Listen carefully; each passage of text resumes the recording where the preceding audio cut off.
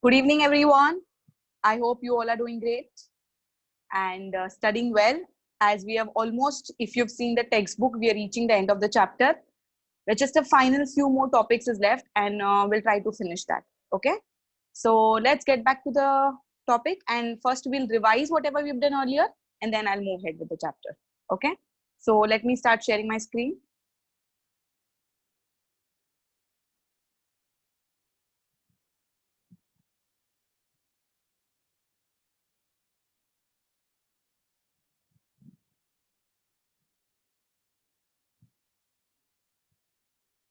Okay. Now I hope everyone is able to see my screen. Sir, can you see the screen? Yes, ma'am. Okay, let's start. So students, in the previous topic or in the previous session, we were discussing about how Henry Moseley was able to classify the periodic table into different blocks, if you remember. And how many blocks did we study? How many blocks did we discuss? 4 blocks. And the names of the 4 blocks were S block, P block, D block, and F block, correct? Okay. And these blocks were divided on the basis of the electronic configuration. Don't forget that. Henry Moseley classified the periodic table into 4 different blocks on the basis of electronic configuration. In the previous session, we discussed about the 3 blocks in detail. Among that, the most important thing you need to remember is which are the groups which are included in these blocks. For example, if you see this a small periodic table on the top in the left hand side, this is the S block, which is group 1 and 2. This the most extreme right, we have this P block. In center, that is from 3 to 12, I am having this D block. And the last one which we did not do last time was F block elements. So these are the bottom which is kept here are the F block elements. Let us talk about these F block elements. In this F block element, students, elements which are present at the bottom of the periodic table. And at the bottom of the periodic table, Henry Moseley had added 2 additional rows which were called as lanthanides and actinides. And we have discussed that before, that they are placed at the bottom of the periodic table because their properties were very similar to the element which is placed before them, that is lanthanum and actinium. So these F block elements, which are lanthanides and actinides, they are placed at the bottom of the periodic table.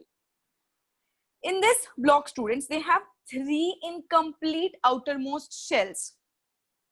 They have 3 incomplete outermost shells. Like in S block and P block, we had only one incomplete shell.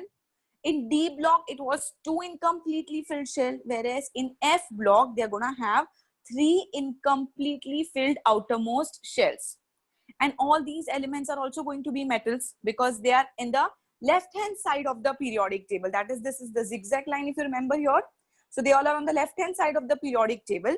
So these elements are also all metals and they are called as inner transition element.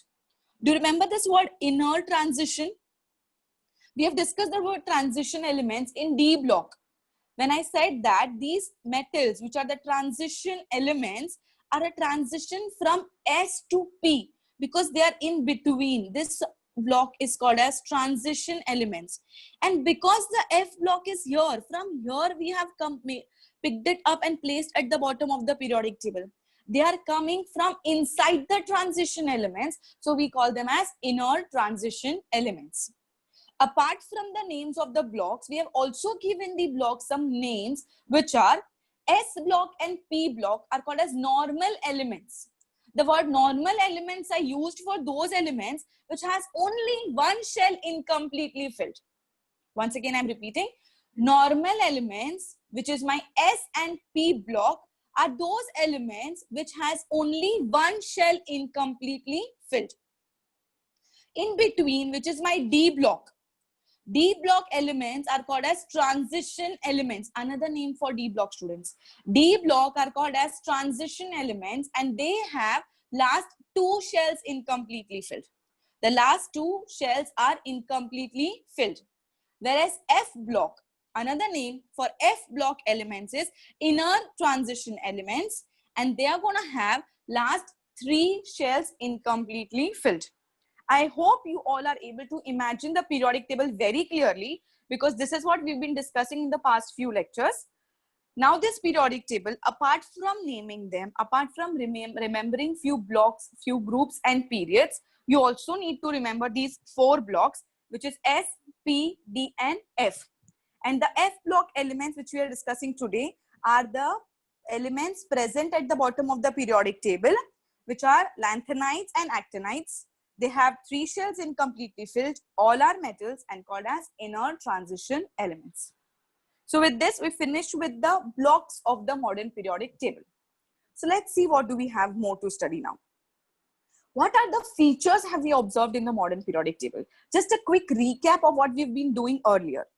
In the modern periodic table, students, the first and the foremost thing, the change which we observed, because of which this table has been accepted, is elements are arranged in the increasing order of their atomic numbers. That was the most important change that took place. Because all these while Dobriner, Newlands, Mendeleev, the most basic thing which they took wrong was they were classifying the table on the basis of atomic masses. But Henry Moseley changed the entire concept and he arranged the elements in the increasing order of their atomic numbers. Second thing, in modern periodic table, just like we have in Mendeleev's also, vertical columns are called as groups. Vertical columns are called as groups. Do you remember how many groups have we studied? Think about it. Vertical columns are called as groups and there are 18 groups. Very well, those who remember. There are 18 groups. In these 18 groups, students, the chemical properties of the elements in the same group. When I say group, you should remember we're talking about the vertical columns in the table. The chemical properties of the elements in the same group show similarity and gradation. I assume that everybody is knowing what is similarity. Because they have similar properties, they are placed in the same group. And gradation means how slightly their properties are changing one after another. In that order, they are placed in the group. So remember this point, students. In the modern periodic table, these are the main features. In modern periodic table, the chemical properties of the elements in the same group shows similarity and gradation. Once we have discussed about groups, the next thing we talk about is, yes, horizontal rows are called as periods. As we go from left to right in a period, horizontal rows are called as periods. And how many periods are there? Without doubt, you all should know. There are 7 periods. Horizontal rows are called as periods and there are 7 periods. And in a period, student, the properties of the elements change slowly from one end to other end in a period. Now, what is this meaning? From left to right in a period, when I'm slowly moving and checking the properties of the elements, they are changing slightly from left to right. One such example which you know is, when we were discussing about the blocks, I said elements present on the left hand side are metals, right hand side are non-metals, and bordering the zigzag line are metalloids. So that means when I go from left to right in a period, I can see how the properties are changing from being metals to metalloids and then non-metals. That is what the change means. It is just one kind of change. Various such changes we are going to observe here. So these are the main features which we found in modern periodic table are. Once again, I want everyone to read with me loudly. The first point, you need to learn this. The first point is, elements are arranged in the increasing order of their atomic numbers. Once again, first point, elements are arranged in the increasing order of their atomic numbers. Vertical columns are called as groups. Vertical columns are called as groups. How many groups we have? There are 18 groups. There are 18 groups. And what is happening in the groups? The chemical properties of the elements in the same group show similarity and gradation. The chemical properties of the elements in the same group shows similarity and gradation. Very good. Horizontal rows are called as periods. Pura bolo. Horizontal rows are called as periods. Horizontal rows are called as periods. There are 7 periods. How many periods?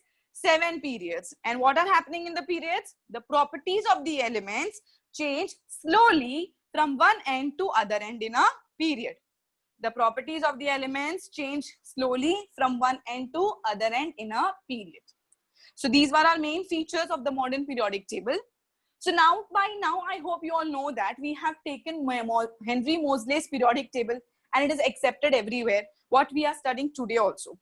So what are the merits of modern periodic table? The merits of modern periodic table is a simple answer because, as we know, Mendeleev was able to give us a beautiful classification of elements, but because of few errors, his classification failed. So let us see what were the errors of Mendeleev.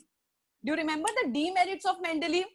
अगर Mendeleev का demerits rectify हो गया है, that means modern periodic table का merit हो गया, isn't it? Do you remember the demerits, everyone? पढ़ा है कि नहीं?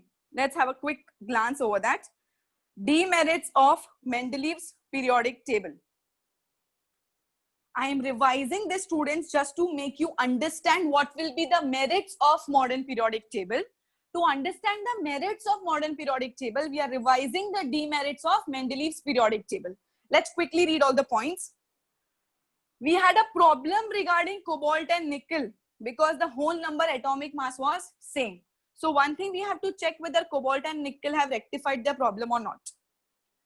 Second was related to isotopes, because isotopes are atoms of the same element having same atomic number but different atomic mass number. I think this statement itself has helped you to answer this question now. Isotopes are the elements having same atomic number, and my table, that is modern periodic table, is now based on atomic number. So keep this in mind. Second point, we have to talk about isotopes. The third point, when elements are arranged in the increasing order of their atomic mass, the rise in atomic mass does not appear to be uniform. This error has automatically been solved in the first step only because we have not classified them under atomic masses. They are gradually in terms of atomic numbers. मतलब 1, 2, 3, 4 से लेके 118 तक, there is none of the numbers are missing. That means there is no question of any element coming in between. So this problem is solved. And regarding the problem of hydrogen, students, which I said till today we are facing, so we have just placed it at the top of the periodic table because it is having atomic number 1. Very good. Let's see. Kya hai merits of modern periodic table? The first point. All isotopes of the elements have different masses but same atomic number. Therefore, they occupy the same position in the periodic table. So, will isotopes create a problem in modern periodic table? Say yes or no. Few of might be saying yes, few might be saying no, और बहुत सारे जन होंगे जो बोलेंगे हमको कुछ पता ही नहीं चल रहा है. उन लोगों के लिए please be attentive and make sure you're reading the statement carefully. It is written here, all isotopes of the same elements have different masses but same atomic number. मतलब एक एटम का आइसोटोप का एटॉमिक नंबर सेम ही रहने वाला है. So do I need to give them different place in the periodic table? No, because my periodic table is based on atomic numbers only. So the problem regarding isotopes is solved. Second problem we had regarding cobalt and nickel. Let's see if that is solved. When elements are arranged in the increasing order of their atomic numbers, the anomaly means the problem regarding certain pairs of elements in Mendeleev's periodic table disappears. And how do we come to know that? Because atomic number of cobalt is 27 and nickel is 28. So now does the question arises whether nickel will come first or cobalt will come first? Because when Mendeleev was classifying, he knew he's going to classify on the base of atomic masses. And their atomic masses were same. So he did not know kisko pehle place karu. But modern periodic table is based on atomic numbers, and atomic numbers of cobalt and nickel are different, so he easily knows how to place them. So are the demerits of Mendeleev's periodic table rectified in modern periodic table? So we are going to learn this under merits of modern periodic table. In this way, students, if you understand and study, You need not by heart science at all. One question is giving answers for everything. One additional feature, if you have understood the chapter very well, one additional feature which we studied just now in modern periodic table. What was that? What was the good thing that Henry Moseley has even added in the table, which none of the scientists has done? What did we study just now? It was related to blocks. Yes, very good.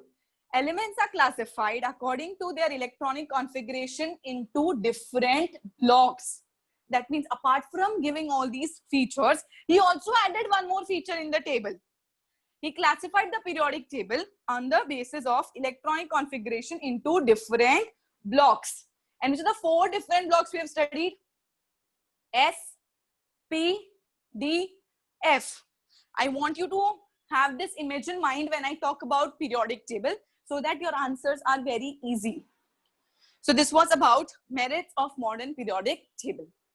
So finally, we have accepted a table and we are going to study for your next level as well. Apart from that, there are few more common names which have been assigned to this periodic table. We have studied different groups and columns here. Let's see the first one. The first one, can you see the marking here? Alkali metals. Group 1 elements are called as alkali metals. Sometimes students in the exam, instead of they asking get what are the elements of group 1, they might also ask you name the alkali metals. So you need to know this common names as well. Group 1 elements are called as alkali metals. अभी कुछ को question आ रहा होगा, alkali का मतलब ही नहीं पता है. For them, oxides of these metals are soluble in water. Oxides, जैसे ये सब metals है, right? Because left hand side में lithium oxide, sodium oxide, potassium oxide. Oxides of these metals are soluble in water and they are basic in nature. If the oxides are soluble in water and they are basic in nature, we give them a term called as alkali metals. And these are the elements which belong to group 1. So they are called as alkali metals. Next one. And hydrogen is an exception here. Remember, under group 1, we do not include hydrogen because of the position not being fixed and properties not entirely being similar to that of alkali metals. So it's an exception and it will never be included under group 1, only placed at the top of the table. Next one, group 2. Group 2 elements are called as alkaline earth metals. Alkaline earth metals. So think logically. अभी ये earth metals क्यों बोला होगा इसको? Alkaline का meaning तो हमको पता है. Just now we discussed alkali and alkaline are the same. That is, oxides of these metals are basic in nature, and because they are found in the earth's crust, we have given them the name called as alkaline earth metals. So these are the common names of 2 groups. Group 1 is called as alkali metals. Group 2 is called as alkaline earth metals. Next one. Can you see here group 17? Code yaad hai kya? Group 17 are called as halogens. If you remember in demerits, we also use this word कि hydrogen was similar to that of group 1 and group 17, which are halogens. And I had told you at that time that I'm going to explain about halogens a little later. So these are halogens, students. Group 17 elements are always called as halogens. Halo. The word halo means sea salt. And gens means generators. Because they are sea salt generators, they have given a term called as halogens. Halogens are sea salt generators, which is given a name to group 17 elements. And the next group which we learned was group 18. I hope by now everybody knows what are group 18 elements called as. Inert gases, noble gases, zero group elements, because they have completely filled shell. So they are called as inert gases and they are chemically inactive. Why are they chemically inactive? Yes, why are they chemically inactive? Because they don't have any valency to give, take or share. So how will they participate in any chemical reaction? That is why we say them inert or noble gases. That means they are not going to react with anything. So these are the 4 important common names of the groups once again. Group 1, alkali metals. Group 2, alkaline earth metals. Group 17, halogens. And group 18, inert gases. Now tell me, what is the group 1? What is group 1? Alkali metals. Group 2, alkaline earth metals. Group 17, halogens. Group 18, inert gas elements or inert group or noble gases, whatever you can say. Moving ahead with the later part of the chapter, that's almost the last one which we're ending, periodic properties. Periodic, student, what is the meaning of periodic? This term we had discussed when we were talking about Mendeleev's periodic law or Mendeleev's periodic table. What is the meaning of periodic? तब से use कर रहे periodic table, periodic law, periodic properties. होता क्या है periodic? Periodic means a phenomena which is going to change, but at what interval we don't know, but it is going to change, means periodic. So what are the change we are going to observe? Let's see that. The properties which show a gradual change in a group or in a period. So basically we are going to pick up certain properties. I'm going to discuss about certain properties and what kind of change takes place across the period and down the group. Across the period and down the group, and they repeat themselves after a certain interval of atomic number, are called as periodic properties. So what's the definition of periodic properties? Repeat, everyone. The properties which show gradual variation in a group and in a period, and they repeat themselves after a certain interval of atomic number, are called as periodic properties. If the definition is not clear in your mind, let me give you one example. What are the terms we are going to take into picture here? We are going to talk about valency, we are going to talk about atomic size, and then we are going to talk about metallic and non-metallic properties. These 3 terms I'm going to take, these 3 properties, and we'll check what happens to valency across the period and down the group. What happens to atomic size of the elements across the period down the group, and what happens in metallic and non-metallic character across the period and down the group. That means we're going to observe the change. जितना भारी ये words लग रहा है उतना ही easy ये topic है if you understand. Conditions apply. So how do you understand now? Let's see. Please keep your periodic table very clear in your mind and let's see. The first thing which I'm talking is valency here. Valency को discuss करने से पहले valency क्या होता है वो पता होना चाहिए. What is valency?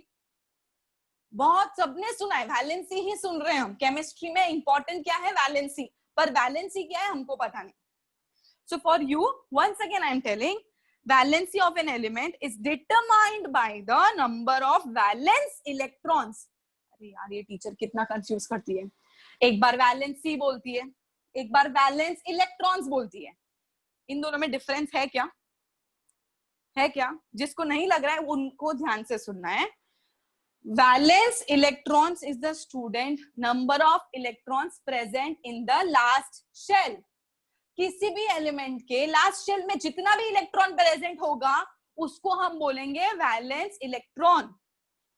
And the number of electron which it requires to become stable, the number of electron which it requires to become stable is called its valency. Difference समझ में आया? So what is valency? It is the number of electrons present which is required to become stable. So it is determined by the number of valence electrons present in the outermost shell of an atom. तो अभी इसका क्या करना है? क्या बोला था मैंने? We are going to discuss the trend across the period and down the group. For that, I need to consider a few period and groups. So let's consider elements of first 3 periods. First 3 periods. Listen to me carefully. I am only talking about first 3 periods. Do you remember the codes we had discussed for first 3 periods? हमने पूरा 1 से लेके 18 तक elements को by heart किया था. Hi, hello, listen, BBC News on Friday night. Naughty Mowgli always sings pop songs claimed by A.R. Rahman. So these are our first 18 elements. अभी अगर ये टेबल तुम ध्यान से देखो, this is not the exact periodic table. Here I have considered only first 3 periods. First 3 periods को लेने की वजह से I am able to take only groups 1, 2, then suddenly the number comes 13. Can you see the numericals? 14, 15, 16, 17 and 18. Sorry, just let me back. Okay, can you see the screen, students?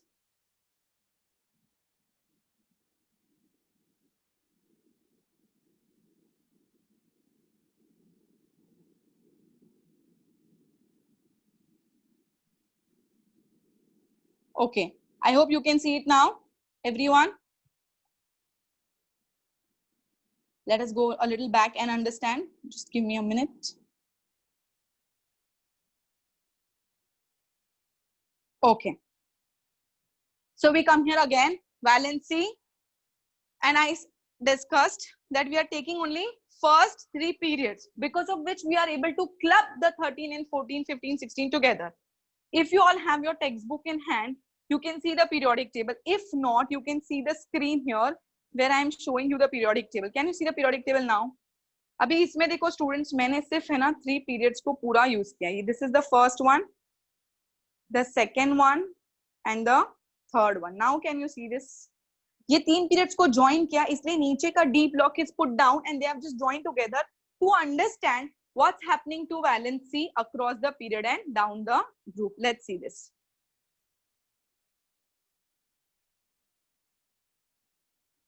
Okay, here we go. So in this first 3 periods, what are we looking into?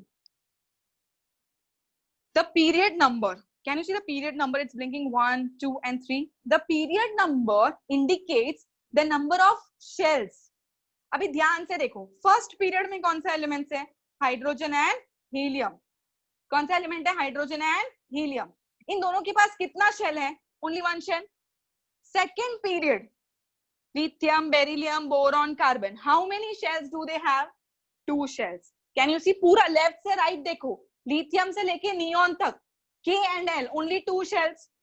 Third period को देखो, how many shells? 3 shells, and so on.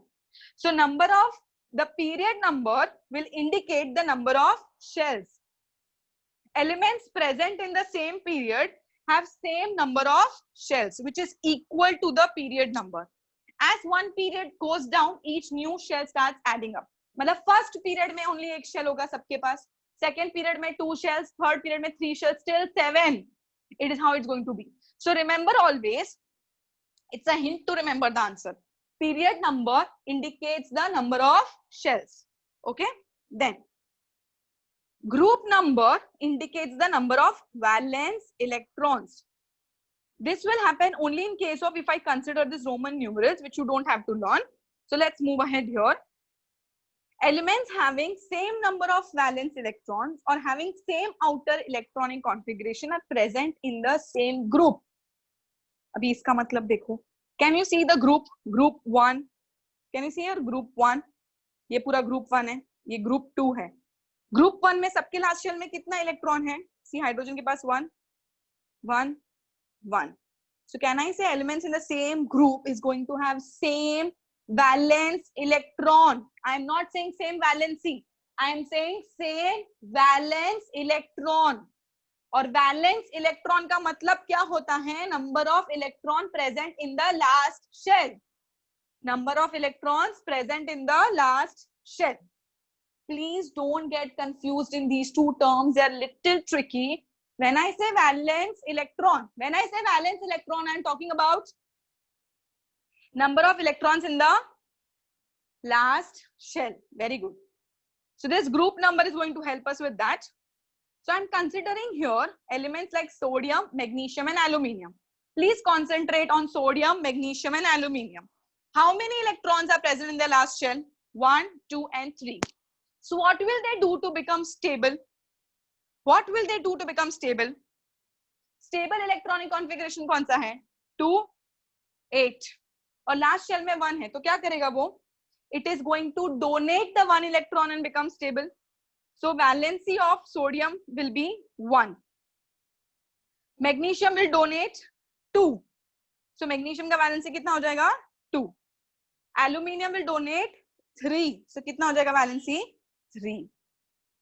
Are you understanding what is valency now? Because the valence electron of sodium is 1, it is donating the 1 electron to become stable. So the valency is also becoming 1. Similarly, magnesium के next shell में कितना है? 2. Stable बनाने के लिए उसको क्या करेगा? 2 इलेक्ट्रॉन को डोनेट कर देगा. तो जितना इलेक्ट्रॉन डोनेट किया वो उसका क्या है? वैलेंसी. So उसका वैलेंसी क्या हो गया? 2. And similarly for aluminium. Let's see for carbon and sulfur, silicon. How many electrons are present in the last shell of carbon and silicon? 4. Now when they are having 4 electrons in the last shell, what is easier to do? Will it give, accept or share? Very good.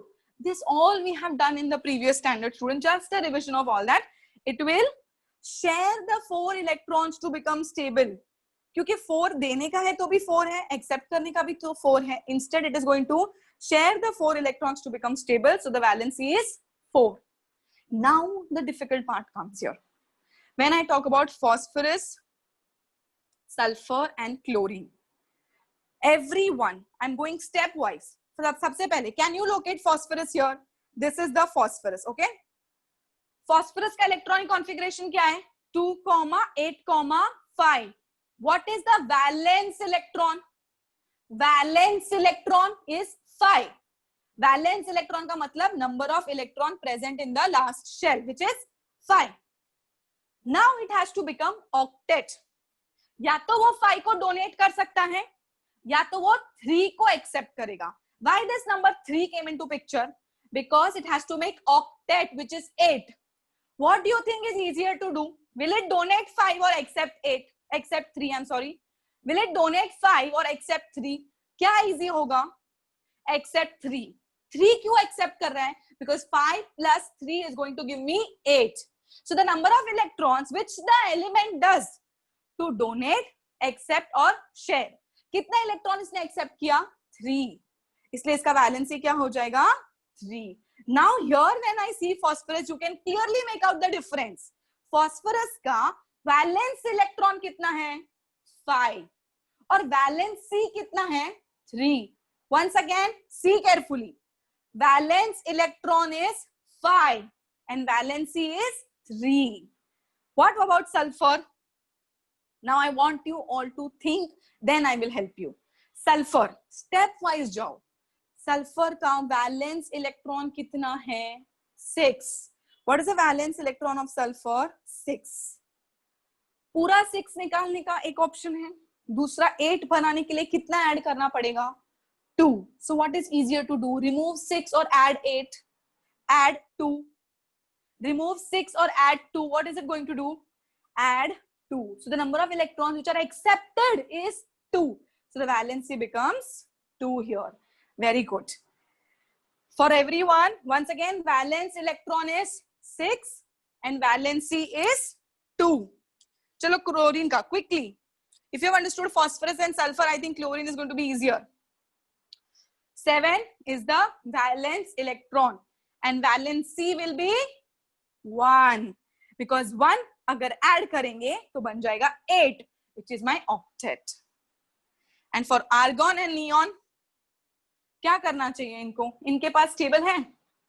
2 is stable, 8 is stable, and 8 is again stable. So they are having the stable electronic configuration. Will these elements give, take or share electrons? No, they don't have to do anything. Their valencies are already stable.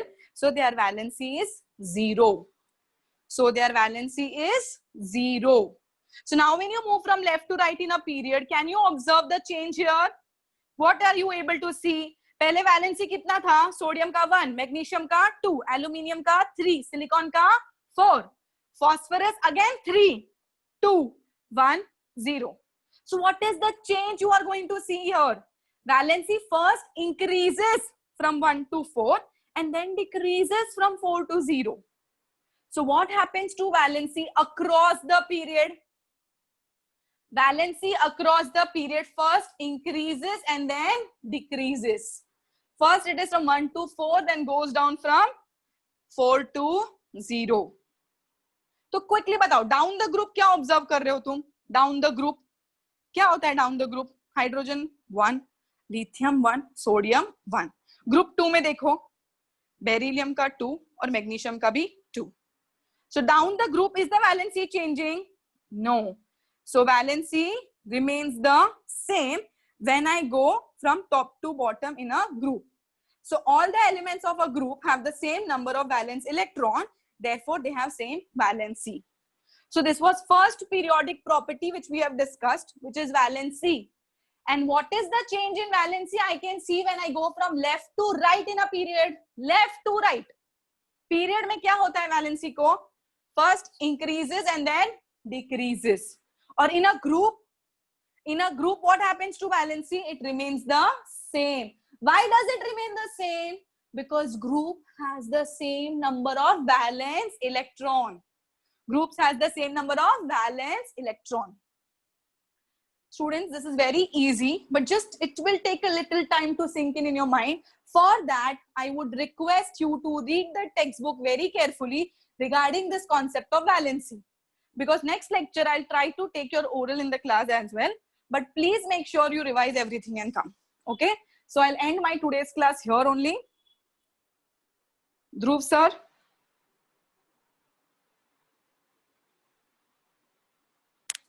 Yes, ma'am. Yeah. I've just finished with my lecture, but